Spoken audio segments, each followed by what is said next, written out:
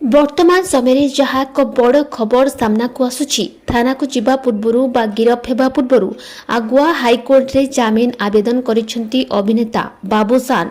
तो वर्तमान समय आपण माने समस्त जानिथिबे जे बाबूसान मोहंती जे कि घरे पहुंची सारिछंती किंतु गिरफ हेबा पूर्वरु जामिन पाई हाईकोर्ट रे आवेदन करिसेंती बाबूसान।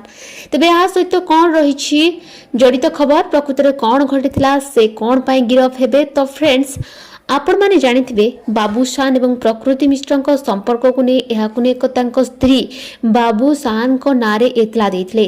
तो एही कारण पई बाबूसान गिरफ होई पारंती। तो सेथि पई बाबूसान आगरु हाईकोर्ट जामिन पई आवेदन करिसंती। तो ए संपर्क रे हाईकोर्ट रो जणे उच्च अधिकारी सूचना दैछंती। पुणी थरे कहि रखुछु वर्तमान समय जहा को बड़ खबर गिरफ हेबा पूर्वरु हाईकोर्ट रे जामिन पई आवेदन करिसंती बाबूसान।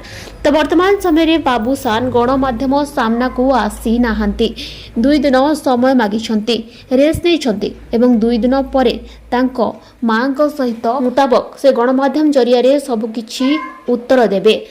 किंतु से गिरफ हेबा पूर्वरु हाईकोर्ट रे जामिन पाई आवेदन करिसंती। आउ एपटे बाबूसान मोहंती घरे अछंती किंतु वर्तमान पर्यंत से तांको स्त्री तृप्तिम को देखा करि नाहंती किंतु तांको परिवार लोकंको सह कथा होइछंती। तो वर्तमान समय यहाकु नै सोशल मीडिया रे बेस चर्चा चली। आउ यहा छड़ा प्रकृति मिश्र यहा विषय किछि भी कहि नाहंती।